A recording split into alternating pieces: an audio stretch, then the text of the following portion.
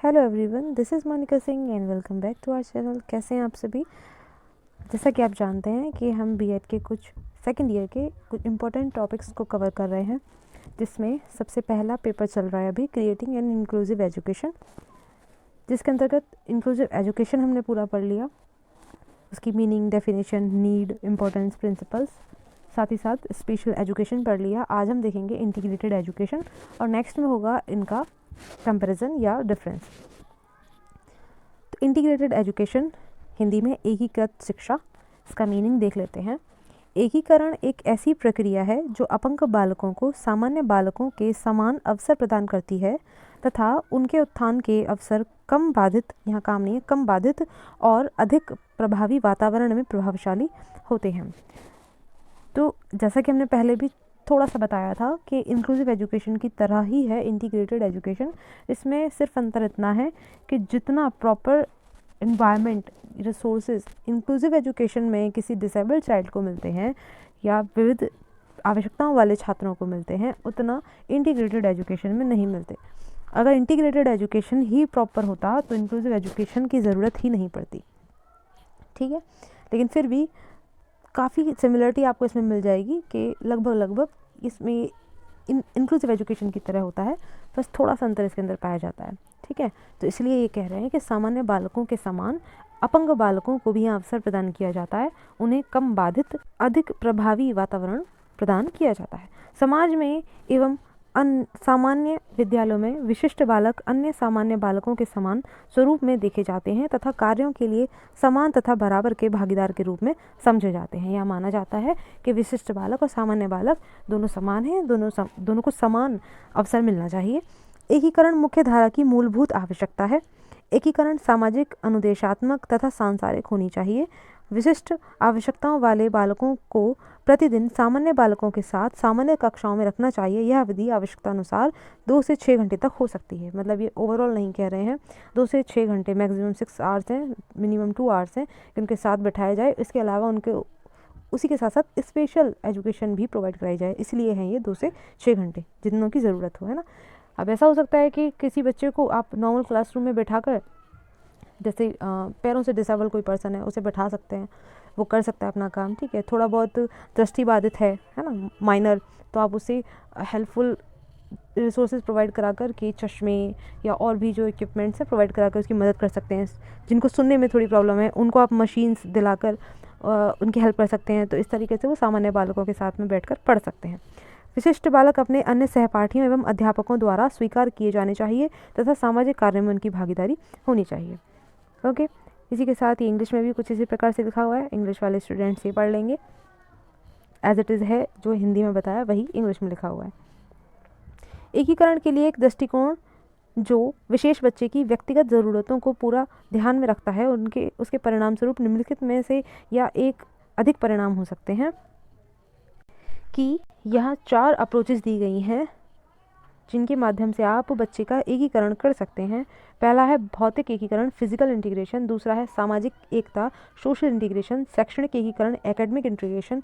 और सामाजिक एकता है फिर से ये सोसाइटल इंटीग्रेशन। इसमें थोड़ा सा अंतर है, वो देख लेंगे क्या है। हिंदी में सेम लिखा हुआ है, इंग्लिश में थोड़ा सा डिफरेंस है। कि planning for the location of special programmes in school buildings with regular education programmes, कि इस बात की आप प्लानिंग करेंगे। फिजिकल क्या है, फिजिकल प्रॉपर्टी, मेज, कुर्सियाँ, क्लासरूम्स, ये फिजिकल प्रॉपर्टी में आते हैं, तो इनको आपको एकीकरण करना, इनकी सुविधाएं आपको बच्चे को प्रदान कराना। Social integration, planning for regular personal interaction between students who have handicaps and those who do not, जो हैंडीकैप्ड हैं और जो नहीं है उनके बीच में रेगुलर इंटरेक्शन हो सकना। तो इस तरीके से सामाजिक एकता बढ़ेगी, ये करना चाहते हैं आप। या इसके साथ साथ आप एकेडमिक इंटीग्रेशन करना चाहते हैं, तो उसके लिए planning to ensure students with and without handicaps simultaneously use school resources, कि आप कि बच्चे की शैक्षणिक क्रियाओं में पूरी भागीदारी हो सके, उसके लिए विकलांग बालक और सामान्य बालक को एक साथ स्कूल के संसाधनों का उपयोग कराने के लिए कंफर्म करना कि हाँ बच्चे इनका उपयोग कर सकें। नेक्स्ट है आपका societal integration, planning designed to enable students with moderate and severe handicaps to work, live and spend leisure time with their fellow non handicapped citizens. इस तरह की डिज़ाइन तैयार करना, इस तरह का प्लान तैयार करना कि मॉडरेट और सीवियर हैंडीकैप्ड बच्चे सामान्य बालकों के साथ में काम कर सकें, रह सकें और अपना टाइम उनके साथ स्पेंड कर सकें। तो इनमें से जिन जिन एकीकरण की आवश्यकता होती है उस अनुसार इनको उपयोग किया जा सकता है, सारों को एक साथ या अलग अलग जैसे जैसे ज़रूरत होगी उसके आधार पर। नेक्स्ट है आपकी कैरेक्टरिस्टिक्स ऑफ इंटीग्रेटेड एजुकेशन, एकीकृत शिक्षा की विशेषताएं। तो इनकी मुख्य विशेषताएं निम्नलिखित हैं। Physical handicapped children are integrated in worldly social and instructional perspective, के शारीरिक रूप से बाधित बालकों की सांसारिक, सामाजिक तथा अनुदेशनात्मक परिप्रेक्ष्य में एकीकरण किया जाता है। कि सांसारिक आप जानते हैं कि हाँ सोसाइटी के लेवल पे और समाज में वो अपना योगदान कर सकें, रह सकें, उसके आधार पर बच्चे को एकीकरण करना है, उनको एक साथ लाना है। Education programmes are prepared in a carefully plan manner for integrated children with the main stream of education. शिक्षा की मुख्य धारा के साथ साथ बच्चे के लिए इंटीग्रेटेड बच्चे के लिए वैसे ही आपको योजना तैयार करनी होती है, एजुकेशनल प्लान्स या प्रोग्राम्स ऐसे बनाने होते हैं। Support service and staff are made available to teachers, teachers के साथ साथ आपको कुछ ऐसे कर्मचारी नियुक्त करने होते हैं कि बच्चे की ज़रूरत के अनुसार वो मदद कर सकें, बच्चे की और टीचर्स की भी। The responsibilities of the concerned academicians and general teachers are clearly mentioned, एकीकृत शिक्षा के लिए अलग अलग शिक्षाविदों, जो भी संबंधित शिक्षाविद हैं जिस भी क्षेत्र से, उन्हें और सामान्य अध्यापकों के उत्तरदायित्व को स्पष्ट करना होता है कि हाँ आपका क्या उत्तरदायित्व है, उसी के आधार पर आपको आगे पूरी शैक्षिक प्रक्रिया का क्रियान्वयन करना होता है।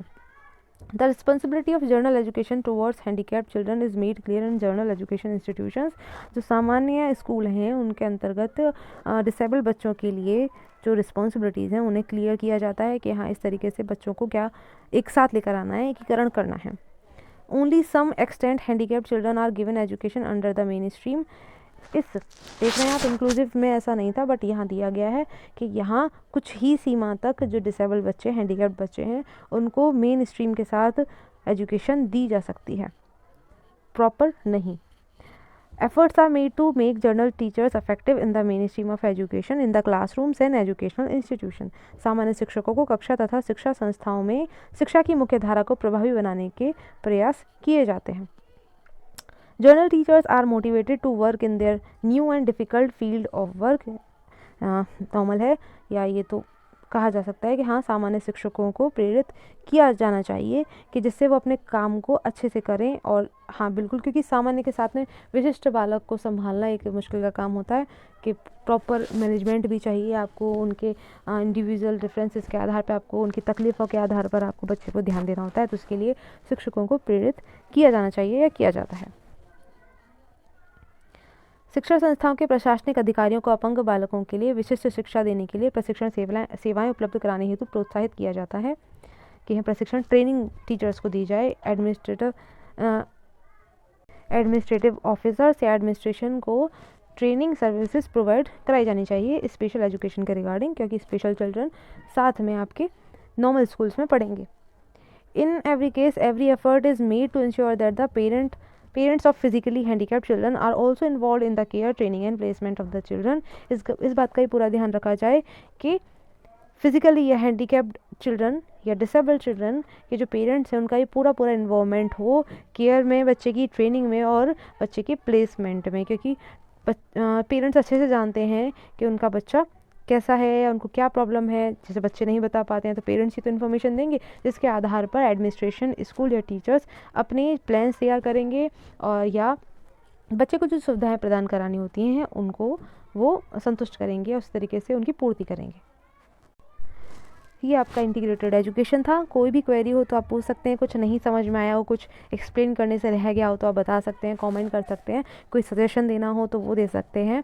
और लास्ट जो वीडियोस हैं inclusive education and special education की, वो भी चैनल पर अवेलेबल है। यहाँ डिस्क्रिप्शन में भी आपको उसका लिंक मिल जाएगा, आप देखने के इच्छुक हैं तो उन्हें देख सकते हैं। नेक्स्ट वीडियो में मिलते हैं। Thanks for watching.